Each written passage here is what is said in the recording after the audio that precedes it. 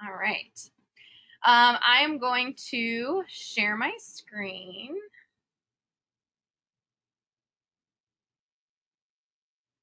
All right.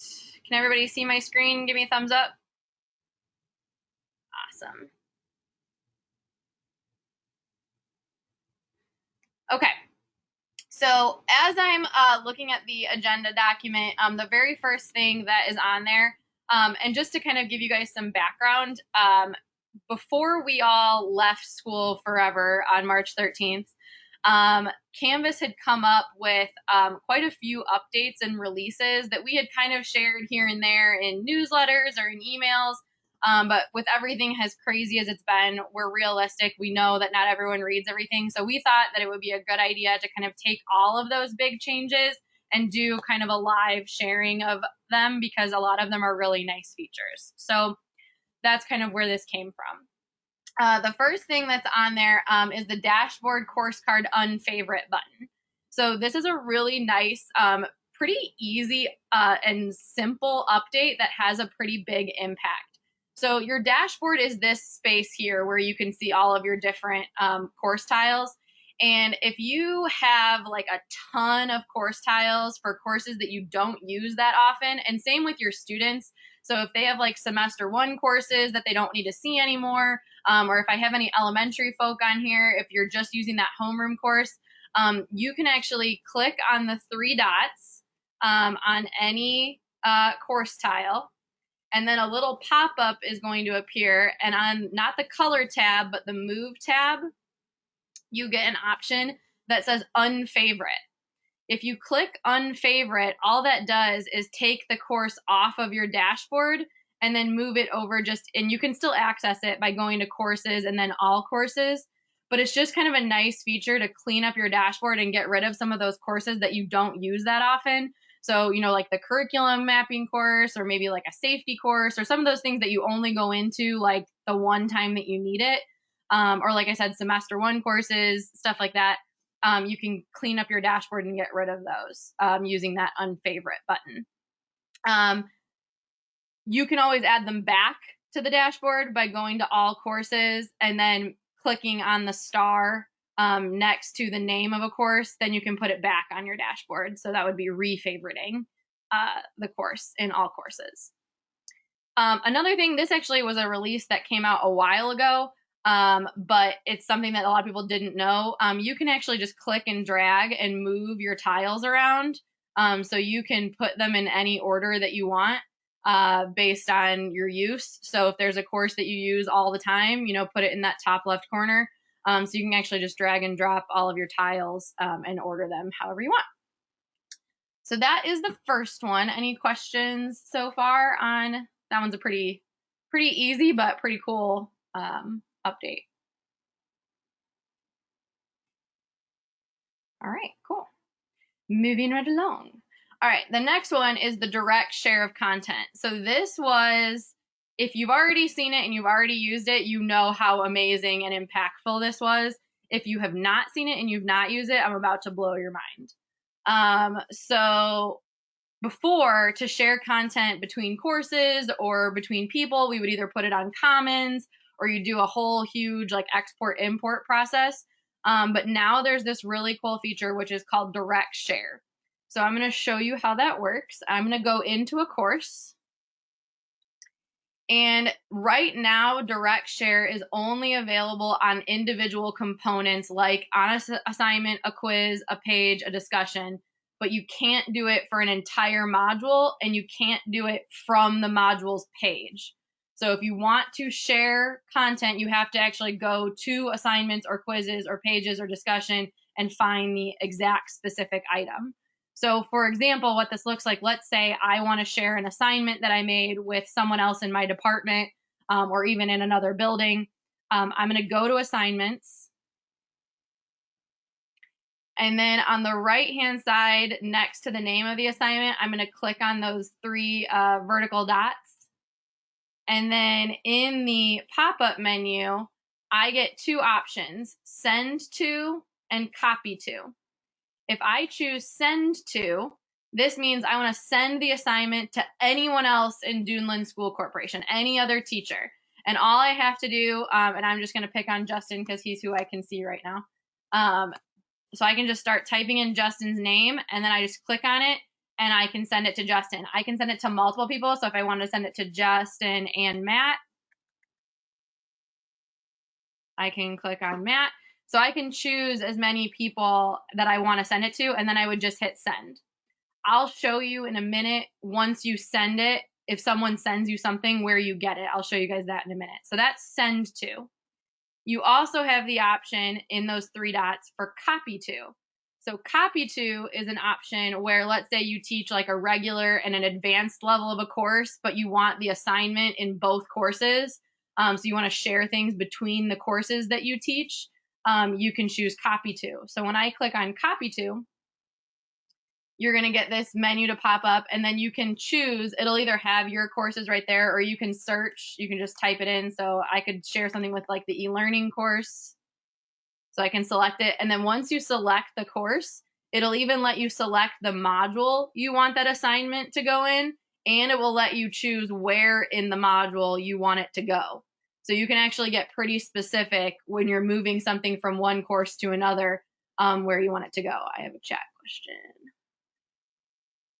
Oh my gosh, I know, Tommy, the share option was like, when they came out with that, I was like, thank God, why didn't this exist the whole time? Because Commons can be such a pain in the ass. So I was pretty excited about that one. So that's copy to in that part of the course.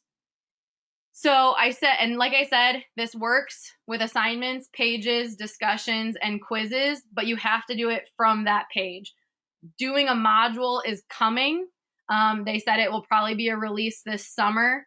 So it's not that they're not going to do it. They just haven't done it yet. So copy to and send to will be coming to modules. It's just not there yet.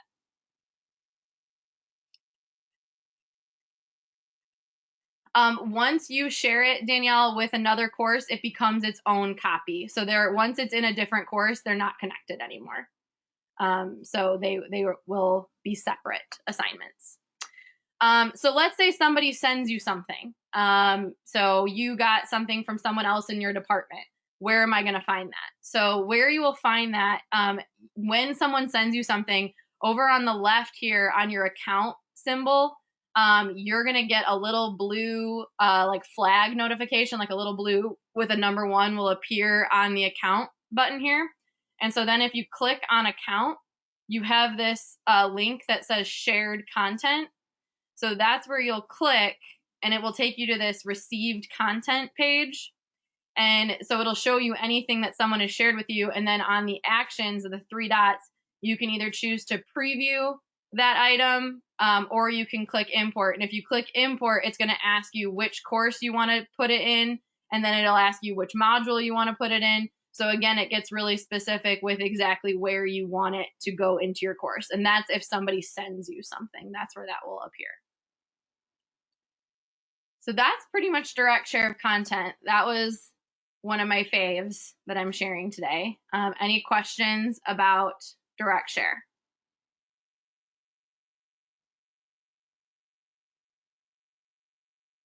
Okay, cool. All right, the next one is new analytics. So course analytics has been around for a little bit, but they were kind of clunky and cumbersome and didn't really give you that much great data. So they've come up with a update for analytics. It is going to be turned on for everyone shortly, I believe in the next month or so, if it's not already. Otherwise, you can turn it on in your course manually. Essentially, what new analytics does is it gives you the opportunity to look at your course overall by section or by student, and it will show you the specific participation in Canvas.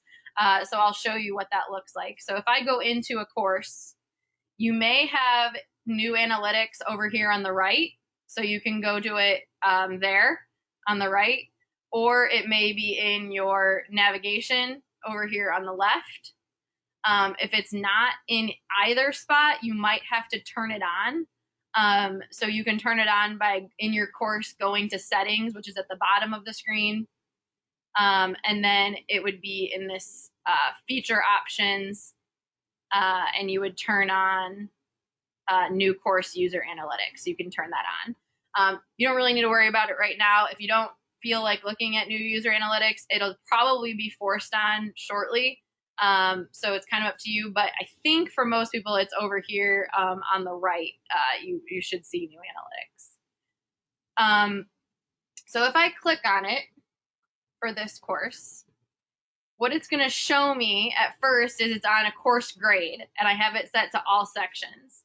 So it's going to show me the student and overall like what the grading breakdown is for these specific assignments. My favorite view, though, is not on course grade. It's the weekly online activity view. And this will actually show you kind of by date, like what your peak interactions are. And right now it's on all sections, but I could actually get rid of that and just do a specific student. So now the green line is showing a specific student's interactions versus the rest of the course overall. And then I can also go to the students page, and it will show me a specific student or all of my students and when their last participation was, when their last page view was, how many times they've had page views and participation, and it will show me their grade. So this is just kind of a nice place, especially with everything being online right now, to kind of get an overview of your course usage. And it'll be really obvious to you. Like you can see right now, percent on time like is 2%. So if you had a student that has like this super low percentage or number of page views, that would tell you right away, this kid's not signing into Canvas. They're not doing the things that they're supposed to. Or if they're going on and they're just submitting things really quickly, then they're definitely not reading all the content or interacting with all the things that I would like them to. So it's just a nice kind of overview of that participation. And directly related to new analytics is the student context card, which is the next thing in the agenda. And these are kind of linked together. So I'm going to show them both and then I'll stop for questions. So the student context card is a new pop-up feature, and it'll appear, you can actually see it anywhere that you can click a student's name, but the easiest place to get to it, if you're in a course and you click on people, you can click on any student's name, and this little pop-up menu is going to appear on the right-hand side. And for the student, it will show you their grade overall. It'll show you how many missing or late assignments they have. And then it'll show you the last 6 graded items. And if you hover your mouse on top of it, it'll say like the name of the assignment and what they got. And then I love this part at the bottom. It gives them like a star rating of their participation and page view.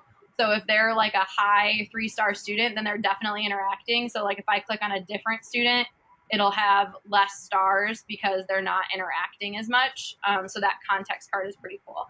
Matt, I saw you unmute. Do you have a question?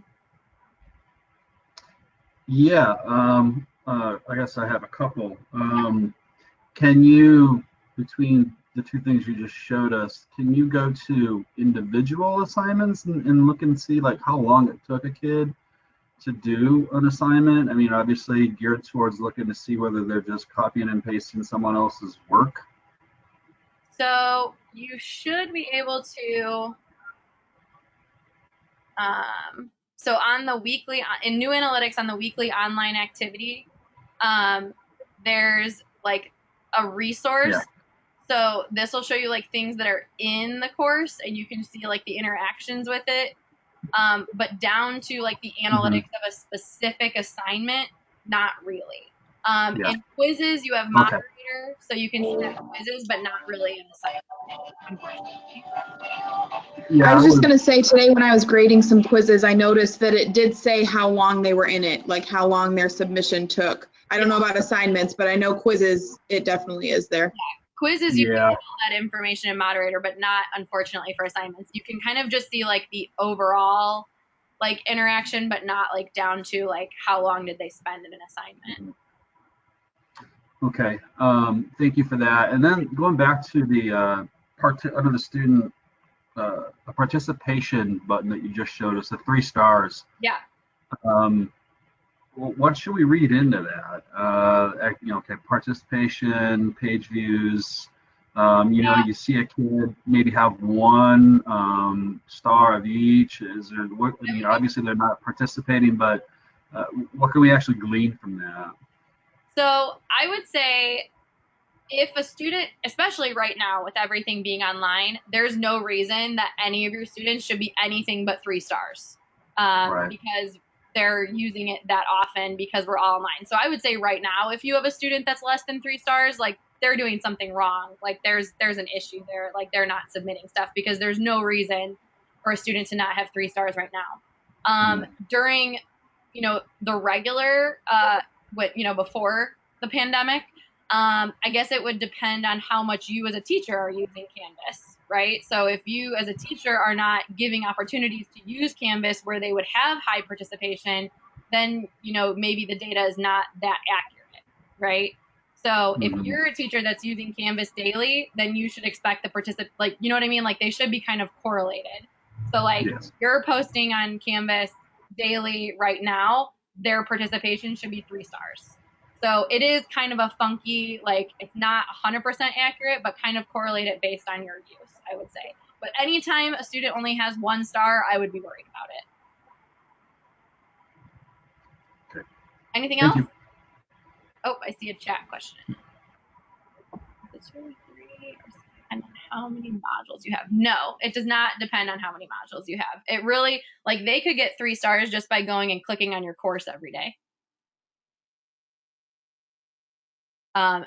So that could be, because page views is just by looking at it. So it's not direct. It's not related to how much content you have necessarily. All right, cool. Anything else? All right. So the next chunk in the agenda, if you have never used New Quizzes before, you would not have noticed this update. If you have used New Quizzes before, then you saw the update. So I'm going to explain what the update was, and I'll talk a little bit about New Quizzes. The first thing that you should know is it's not defaulted to being on. So if you want to turn it on, it is, again, in your course, and you have to do this for each individual course that you teach. You go into the course and you click on settings. And then again, it's in that far right feature options tab, and you can turn on New Quizzes. It is not like you can turn it on and turn it off if you wanted to, but eventually it is going to be forced on for everyone.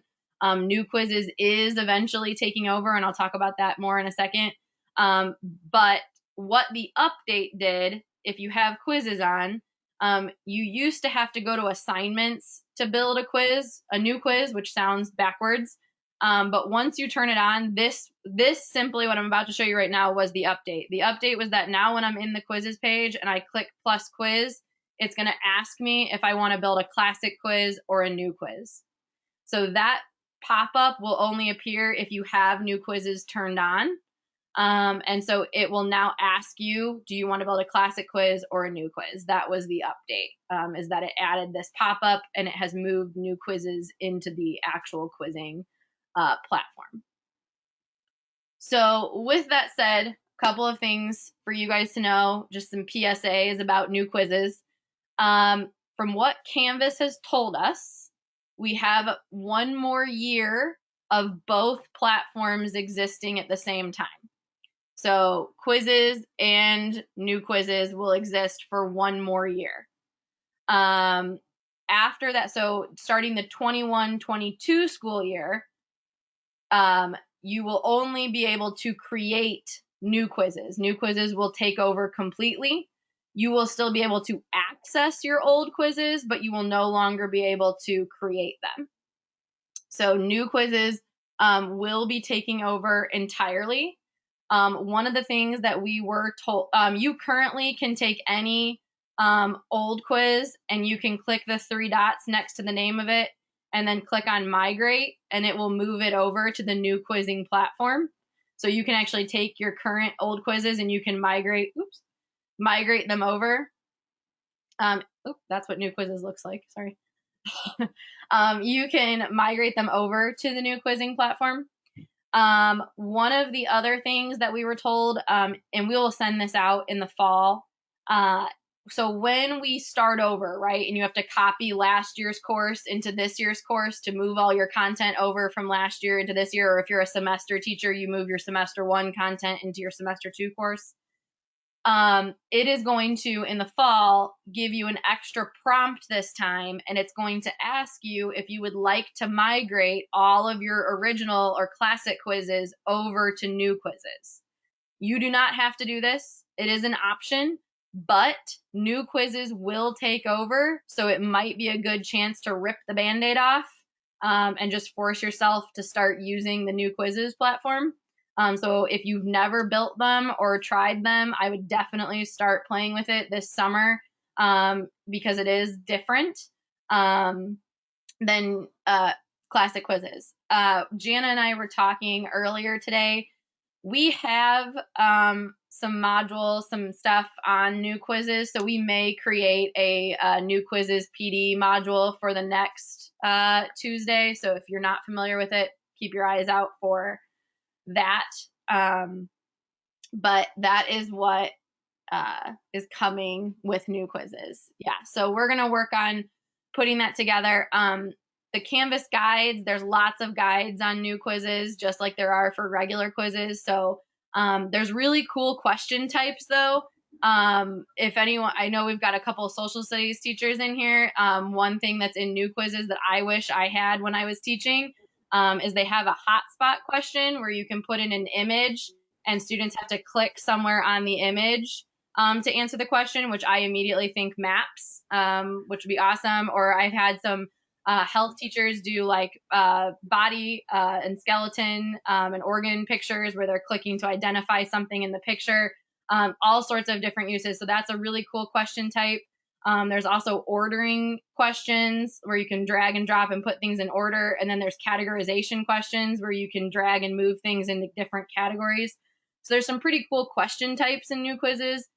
There's a couple things that are funky about it, but it is pretty cool, and it is where Canvas is going for sure. Currently, Matt Waters' ExamView does not import into new quizzes. But hold on. You can still import it as a regular quiz and then migrate your regular quiz into new quizzes. So it's like a trick. So you would import your ExamView quiz like you already do, and then on it you would migrate it over to the new quizzes platform. So it's not a direct import, but you can still do it.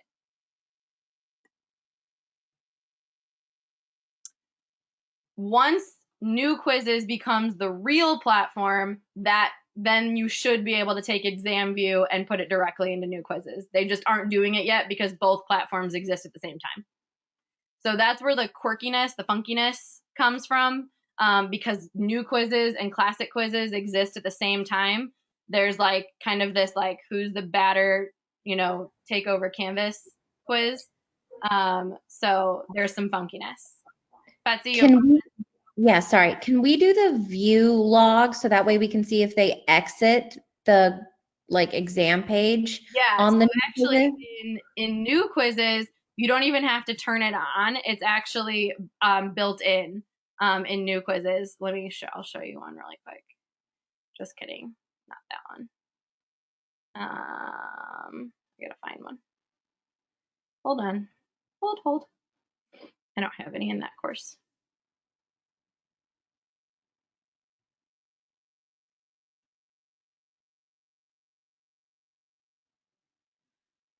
So this is what a new quiz looks like. It's very different. In moderate at the top, you get what your students are doing, and then automatically for each student next to it, they have a log. And so I can click on view log, and that's where it's going to tell me all those details that you're talking about, Betsy. So it's built in. So yeah, new quizzes, it's coming. If you haven't ripped the Band-Aid off yet, rip it off because it's going to take over.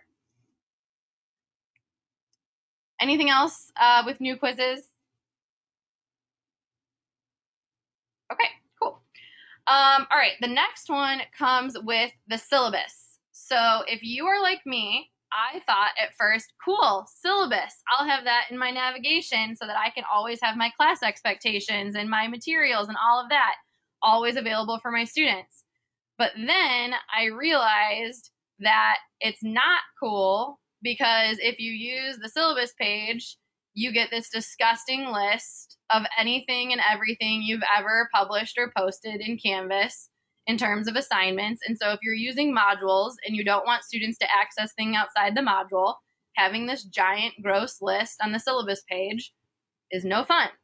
So the update is that if you are using syllabus, you can go to edit and you can uncheck this box that says show course summary, and that awful list of assignments will go away. And so now it's just the information.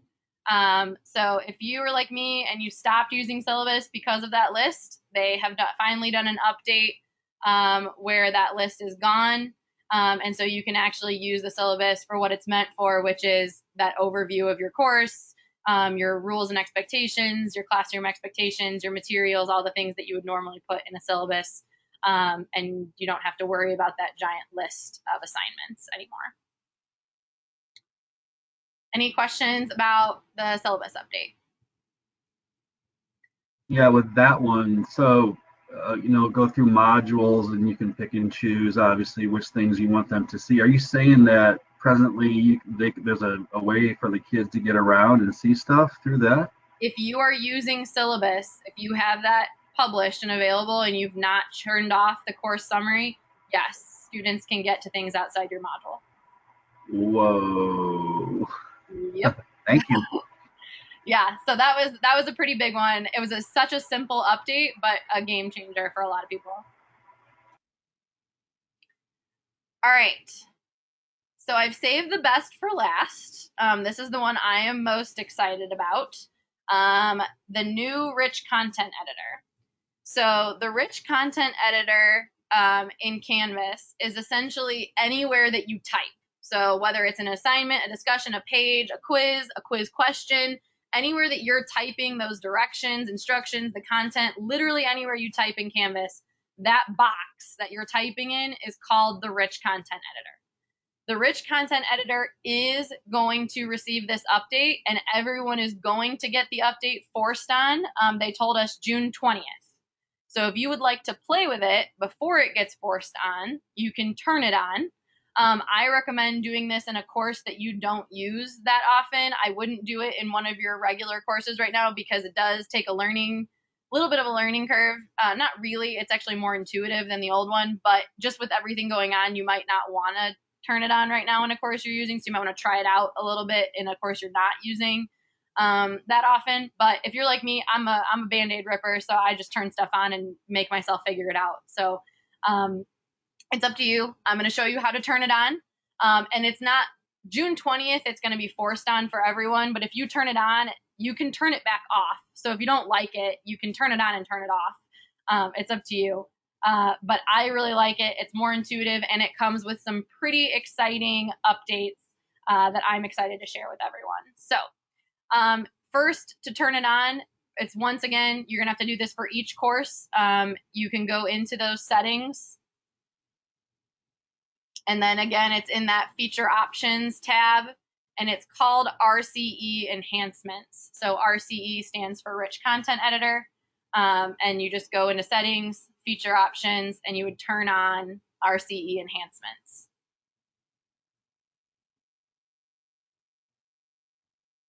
Okay, I'm going to get somewhere that I can type, so I'm just going to grab a page really quick.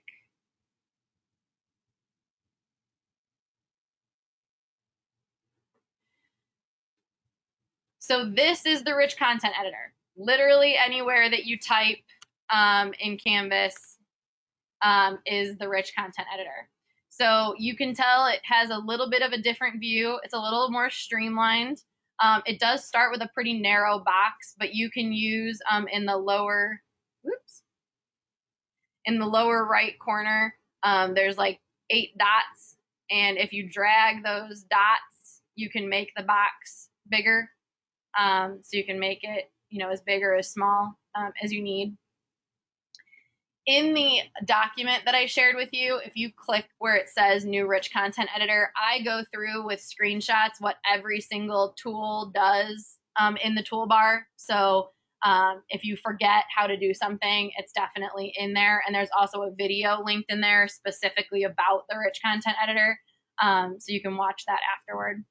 But just to kind of briefly go across things, obviously starting off, font size, that hasn't really changed. Paragraph heading style, that has not changed.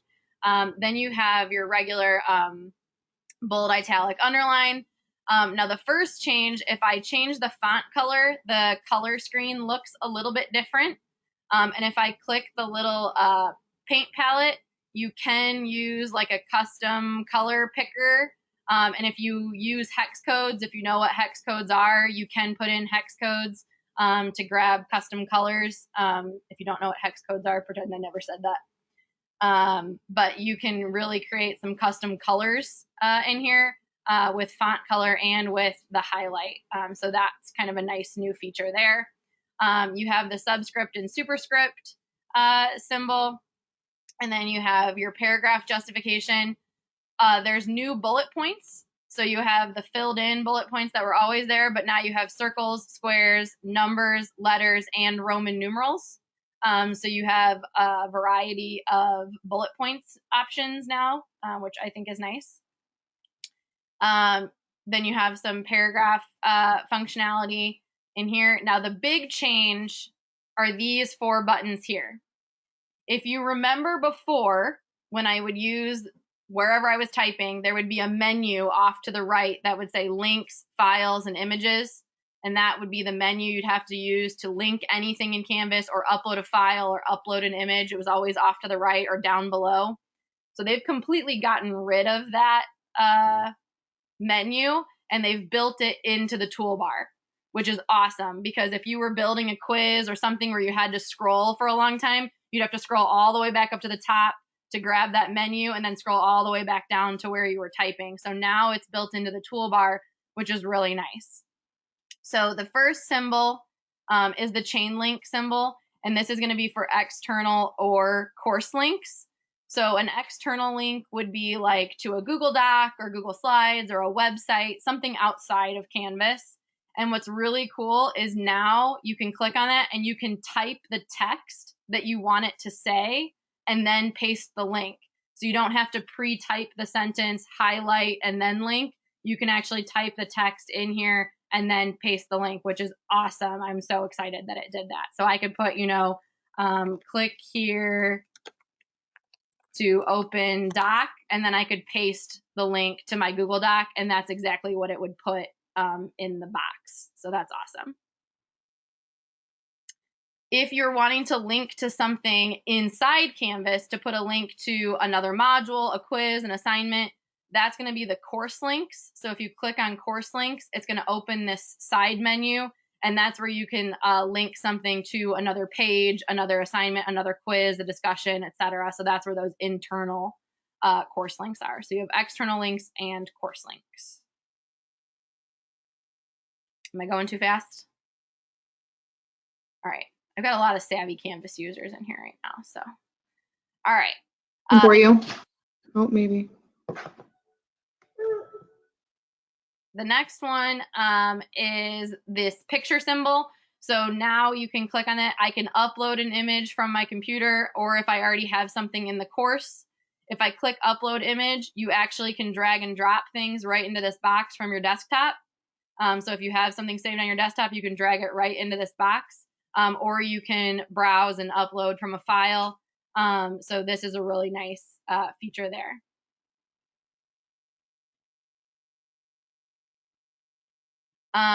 Then with the, I lost my mouse. With the play symbol and the music note, if you click that, you have upload, record media, or grab media you already have in your course.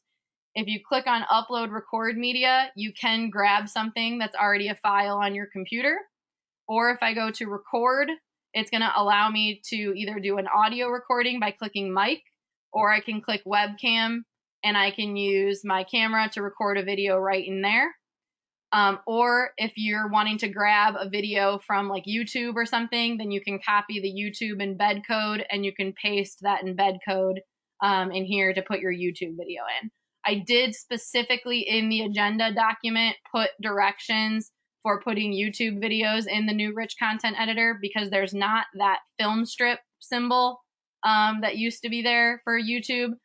So I did specifically address YouTube in the agenda document. I know, drag and drop, another game changer. It's like, why can't we just have done it this way all along? I have no idea. But yeah, super excited about drag and drop. All right, then you have the file. So the little document symbol, this is going to be your file. So PDF, Word document. If you're my K through 8 people, you can also do pages, numbers, keynote. So this is where you're going to upload that document. Again, you can drag and drop the file. Or you can browse to pull something off your computer. So that is for files. So those 4 symbols are probably the biggest change. In the 3 dots, that's where you're also going to get that table option. So if you use tables in Canvas, then you have your math. The square root of X symbol is going to be where you're putting in your math symbols. And then if you remember in the old rich content editor, kind of in the middle of the toolbar, there was like a little blue letter V, and that was for like your external tools. That is now this little plug symbol, and that's going to pull up those external apps. So if you wanted to build in your Google, any of your Google content or anything like that, that's going to be in that app symbol.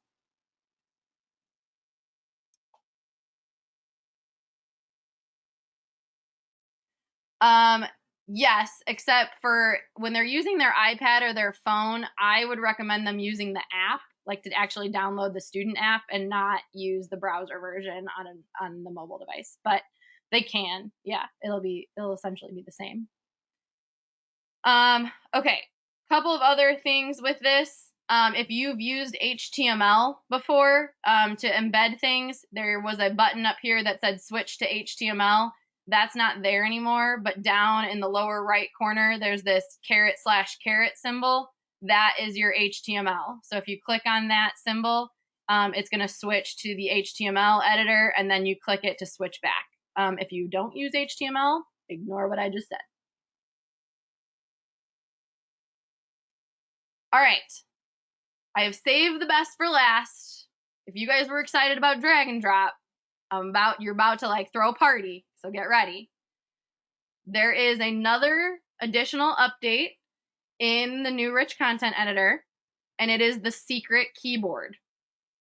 So to access the secret keyboard, and I put these directions in the agenda document, and I'll repeat it a couple of times.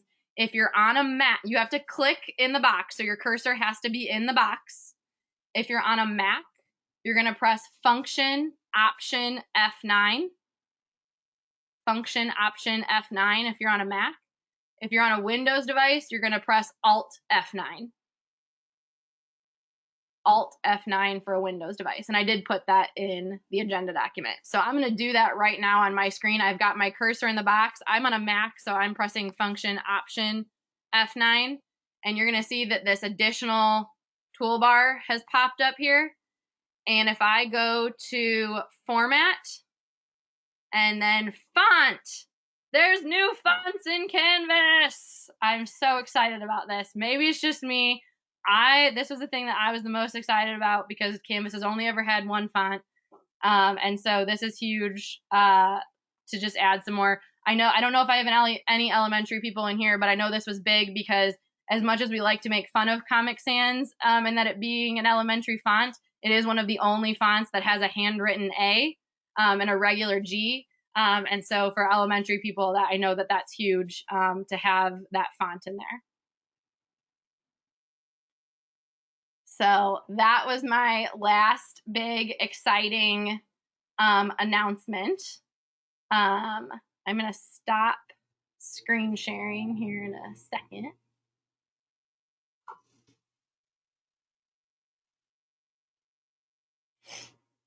So that's pretty much everything I had to share with you guys. Is there any overall questions, comments, concerns? Feel free to unmute.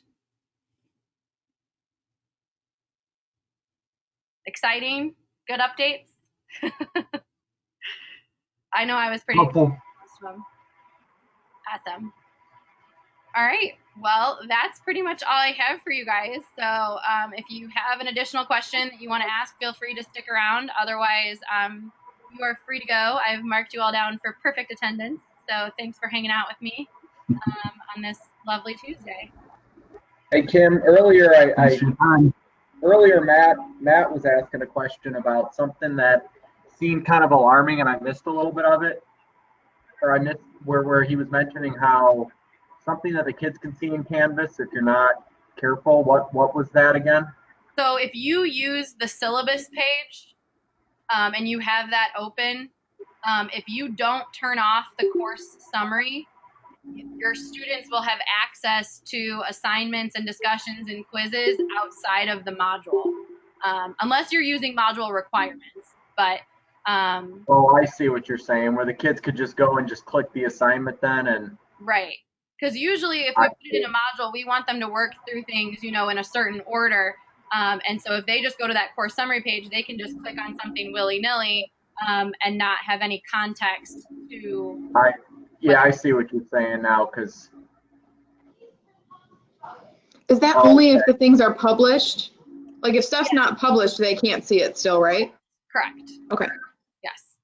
And if you're using module requirements where it says okay. you have to view this before this, then it'll still force them to go to the module page. But if Okay. you're not using requirements and it's just in the module. I just went and looked at the student view, and I think they can see that, but like you said, if they're, yeah. It's not a huge deal, but it's kind of one of those, like, if I wanted you to watch the video on this page before taking the quiz, sure, you can go out of order. So yeah, I mean, I guess the only positive is the kids can kind of see I guess they can do that if they click assignments too. They can see all the assignments in a row as well. But and like I said, if you use module requirements, then it's a moot point. Then it doesn't matter. Okay. If you have the requirements, it's going to force them to do the requirement anyway. It'll just tell them that they can't do it until they've done this. So. Okay. Could you quickly explain what do you mean by module requirement? Is that something I do on my end? Yeah, I can show you that. Sure. Anyone else need anything? You can stick around while I show Matt this. Otherwise, nope. Thanks, Kim. Out. Appreciate it. Yep, no problem. All right, Matt, I'm going to start sharing my screen again. Is it right if I hang around, Tim, just to watch this as well? You can hang out as long as you want until I end the call. Is there a way to make it to where like an assignment has to be done before you can, like, I know that you can do modules to where you have to complete module 1 before you do module 2, but like I have an e-learning module and like there was one thing, I had a bunch of kids cheating. And so I made like a thing that was like a come to Jesus talk and said, hey, you have to hit okay to this so that you know my rules for this. Yes. And like I wanted them to do that before they could do anything else. Yes. So is there a way to make that a requirement? Yes. Could you show that too? That's what I'm doing. Okay. Oh, okay. Sorry. I didn't realize it was the same thing. I'm sorry. Okay. All right. So I'm on the module page, right? And if you go to where it says the module name and you can click on the 3 dots and then I click on edit. So there's a couple of different things that you can do. I'm going to first. So the first thing that you'll see is the easiest requirement is that students must complete all of these requirements. So you can do that. And then the easiest way to put prerequisites is to just say students must move requirements in sequential order. So I can check that box. So they have to do the first thing before the second thing, before the third thing, before the fourth thing. So they have to move it in sequential order. They can't just go to number 3 before they've done number 1. So that's the easiest module requirements.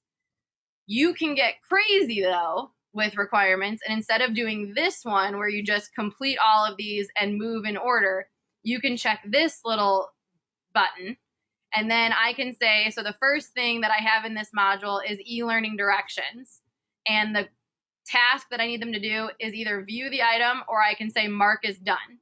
So there is a little checkbox where I can say mark is done. Then I can add a requirement, and I can say on this quiz, they have to score at least or just submit. So if I don't care what their score is, they just need to submit it, I'm just going to do submit. Then I can add another requirement and say, then there's an assignment. And for the assignment, they either have to submit, score at least, or mark is done. I'm just going to do submit. So you can actually make a specific requirement for each component of the module. That's getting pretty specific, but that would be kind of more what you were talking about, where you have to mark this as done before you can move on to the other piece. Most of the time, I use this top radius and just check the box and say you have to complete all the items in sequential order. And that will usually prevent them from skipping ahead or not looking at something before they've done something else. So those are your two kind of module requirement options. Did that answer everyone's questions? Yes, thank you. Thanks, Kim. Appreciate it. Now that I kind of know how to do this Canvas stuff, I'm actually not going to be teaching much longer. So I know how to do it and help others, I guess. Yeah. Yeah, like people have many times to do so. Everybody have a great day. Thanks again, Yeah, Kim. thanks, guys. You too. All right. thanks, Thank Kim. you. You're welcome. Take care. Danielle, did I answer your question? I think so. Okay. Awesome. See ya. See ya.